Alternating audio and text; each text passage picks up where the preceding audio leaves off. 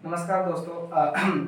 जैसा हमने अपने पिछले वीडियोस में देखा था कि हमने पिछले वीडियोस में हमने केमिकल इक्वेशन को मतलब केमिकल इक्वेशन लिखना सीखा था कि कैसे हम एक बहुत बड़े केमिकल रिएक्शन को हम छोटे से फॉर्म में कंप्रेस कर सकते हैं। ठीक है, और हमारी आज की क्लास का टास्क है हमें क्या करना है, बैलेंसिंग करना है। Balancing in the sense balancing हमें करना है। बैलेंसिंग का मतलब क्या है कि जैसे हमारे पास एक केमिकल इक्वेशन है। केमिकल इक्वेशन में क्या होता है कि हमारे पास जो नंबर ऑफ एटम्स क्या होते हैं दोनों तरफ इक्वल नहीं होते हैं। ठीक है, इक्वल नहीं होते मतलब कोई एक एटम होता है इस तरफ, जैसे आरएचएस साइड में ज्यादा होता है, कोई वही एटम एलएचएस साइड में क्या होता है, कम होता है। ठीक है, तो बैलेंसिंग में क्या होता है, बैलेंसिंग का जो सीधा सा मतलब यही है कि हमें हमारी इक्वेशन में जो यूज होने वाले जो अलग अलग प्रकार के एटम है, डिफरेंट टाइप के जो एटम है, उनकी संख्या को हमें दोनों तरफ क्या करना है, बराबर करना है। बस यही हम बैलेंसिंग में हम यही करना होता है। ठीक है, चलिए देखते हैं कि हम उसको कैसे प्रोसीड करेंगे। चलिए, तो हम पहले यहाँ पर हम पहला इक्वेशन करते हैं। ठीक है, पहला इक्वेशन हमारा सिंपल जो कि हमने लास्ट वीडियो में आपको समझाया था। ठीक है, पानी का है, मतलब पानी जो होता है इसी प्रोसेस से बनता है। ठीक है, तो अब मैं जैसे हमारे पास ये इक्वेशन है तो हमारा पहला काम क्या होता है, सिंपल आपको एक टेबल बनानी होती है। ठीक है, एक टेबल बनानी होती है। इस तरफ आपको लिखना होता है LHS, इस तरफ आपको लिखना होता है RHS। ठीक है, LHS में सबसे पहले हमारा काम क्या होता है कि LHS के साइड मतलब ये आपका LHS साइड हो गया, इस तरफ उपयोग होने वाले जो अलग अलग प्रकार के परमाणु है, अलग अलग प्रकार के जो एटम है उनको लिखना होता है। जैसे इस रिएक्शन में दो एटम यूज हो रहे हैं, तो हाइड्रोजन और एक क्या हो गया, ऑक्सीजन। तो यार आपका हाइड्रोजन, ये हो गया आपका ऑक्सीजन। तो जितने एटम यहाँ पर यूज होते हैं सेम नंबर ऑफ एटम इधर भी यूज होते हैं। ठीक है, कोई चेंज नहीं आता, तो आपको बस कॉपी पेस्ट करना होता है, यानी H और O हो गया। ठीक है, चलिए अब इनकी जो संख्या है, इनकी जो इनिशियल नंबर्स है उसको लिखना होता है। जैसे इस तरफ जो हाइड्रोजन कितने हैं, 2 हैं, और ऑक्सीजन कितना है, 2 है। इस तरफ देखते हैं, इस तरफ क्या हो गया कि आपको दिख रहा होगा यहाँ पर हाइड्रोजन क्या है, 2 है, पर ऑक्सीजन कितना है, 1 है। ठीक है, ऑक्सीजन कितना है, 1 है। तो यहाँ पर आपको दिख रहा होगा कि ऑक्सीजन क्या है, बराबर नहीं है। ठीक है, ऑक्सीजन क्या है, बराबर नहीं है। तो हमें ऑक्सीजन को बराबर करना है तो सिंपल है, यहाँ पर अगर आपका 1 लिखा है तो आप यहाँ पर 2 से इसे मल्टीप्लाई कर सकते हैं। ठीक है, तो चलो मल्टीप्लाई कर देते हैं। तो यहाँ हमें इस तरफ क्या करना है, जो यहाँ पर H2O लिखा है, यहाँ पर क्या लिखा है आपका H2O, इसको हमें 2 से मल्टीप्लाई करना है। ठीक है, और मल्टीप्लाई करते हुए इस बात को हमें ध्यान रखना है कि हमें ऐसे ना मतलब मल्टीप्लाई ऐसी जगह करना है जिससे फॉर्मूला चेंज ना हो। क्योंकि कई बार बच्चे क्या होते हैं यहाँ पर मल्टीप्लाई कर देते हैं। ठीक है, इससे यहाँ पर पानी का जो फॉर्मूला होगा वो चेंज हो जाएगा। कभी बार बच्चे यहाँ मल्टीप्लाई करते हैं यहाँ बीच में, ठीक है, H2O के आगे मतलब ऑक्सीजन के आगे, वो भी गलत है। हमें यहाँ पर मल्टीप्लाई ऐसे करना है ताकि जो फॉर्मूला है, जो में एक केमिकल रिएक्शन में जो फॉर्मूला है या फिर जो कंपाउंड है वो चेंज ना हो। ठीक है, तो जो हमें नंबर मल्टीप्लाई यहाँ पर जो करना है उसको हमें यहाँ पर करना है फॉर्मूले के आगे।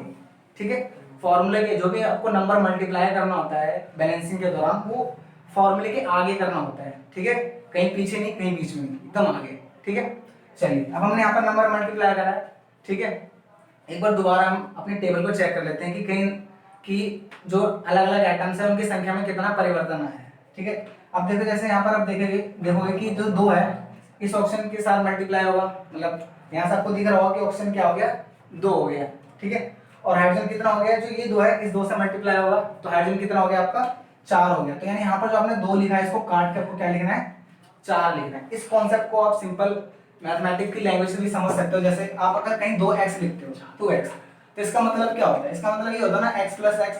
तो ऐसे यहाँ पर आपको क्या लिखा है, 2H2O लिखा है, तो यहाँ पर सिंपल आपका जो मतलब होगा आप H2O + H2O। तो आप यहाँ से देख सकते हो कि 2 ऑक्सीजन है और 4 हाइड्रोजन है। इस तरह भी आप समझ सकते हो। ठीक है, ठीक है, तो मैंने आपको बता दिया है कैसे आप समझ सकते हो। आप ऐसे समझ सकते हो कि यहाँ पर जो 2 लिखा है तो ये जो 2 होगा, एक तो इस 2 से मल्टीप्लाई होगा और यहाँ पर जो नीचे 1 रहता है, ठीक है, अंडरस्टूड है, यहाँ पर 1 रहता है तो ये 2 इस 1 से भी मल्टीप्लाई होता है। इसका मतलब क्या हो गया, यहाँ पर 2 ऑक्सीजन हो गए और 2 दूनी 4 यानी 4 हाइड्रोजन हो गए। ठीक है, तो यहाँ पर हम देख सकते हैं कि ऑक्सीजन की संख्या बैलेंस होगी दोनों तरफ, पर हाइड्रोजन बैलेंस नहीं है। ठीक है, हमें हाइड्रोजन को इस तरफ क्या बनाना है, 4 बनाना है। तो आपको पता ही होगा इधर हम 2 से क्या करते हैं, मल्टीप्लाई कर देते हैं। ठीक है, इस 2 से मल्टीप्लाई कर दिया तो हमें यहाँ पर भी क्या करना है, ऑक्सीजन को क्या करना है, 2 से मल्टीप्लाई करना है।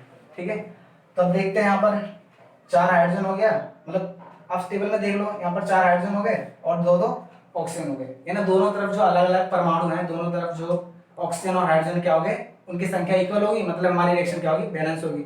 ठीक है, अभी हमारे पास एक फाइनल प्रोसीजर रह गया है, उसको देख लीजिए कि एक बार हमने बैलेंस इस टेबल में हमने बैलेंसिंग दिखा दी। ठीक है, तो हमें ये रिएक्शन भी लिखना होता है, तो आपको फाइनल रिएक्शन आपके एग्जाम में ये लिखना है।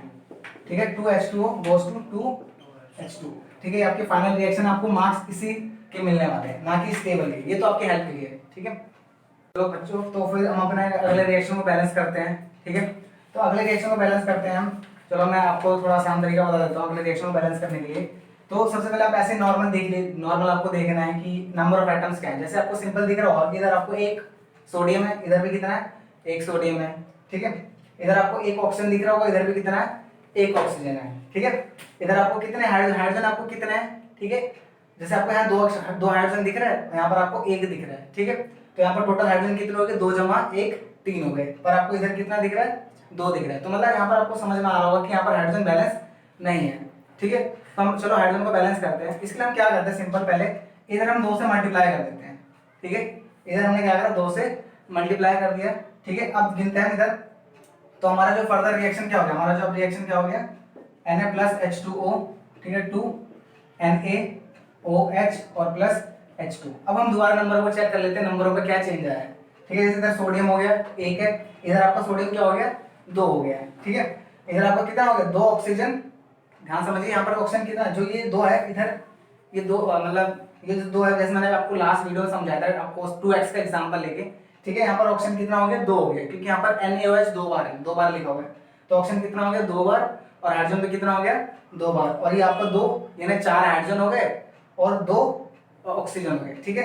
तो इधर हम क्या करेंगे, इधर हम सिंपल इधर हम 2 से मल्टीप्लाई कर देंगे, जिससे इस तरफ भी हमारा 4 हाइड्रोजन और 2 ऑक्सीजन बन जाएगा, ठीक है। सिंपल स्टेप है, चलिए अब आगे देखते हैं, ठीक है। इसके बाद आप इस रिएक्शन को आगे लिख लीजिए, 2H2O 2NaOH और प्लस H2, ठीक है। अब हमारे पास एक ही, हम देख सकते हैं कि हमारे पास एक ही चीज रहेगी जो बैलेंस करना है हमें, वो है आपका Na। इधर Na 2 है, इधर Na 1 है, तो इधर हम क्या लिख देंगे, 2 Na। तो आप देख सकते हैं कि हमारा जो रिएक्शन में जो डिफरेंट टाइप ऑफ एटम है, ठीक है, डिफरेंट टाइप जो एटम हो आप इक्वल नंबर में हो गए, आप यहाँ चेक कर सकते हैं, ठीक है। तो हमारा आंसर क्या हो गया, ये हो गया, ये हमारा क्या है, फाइनल रिएक्शन है, या फिर इसे कह सकते हैं हम बैलेंस्ड रिएक्शन, ठीक है, बैलेंस्ड रिएक्शन, ठीक है।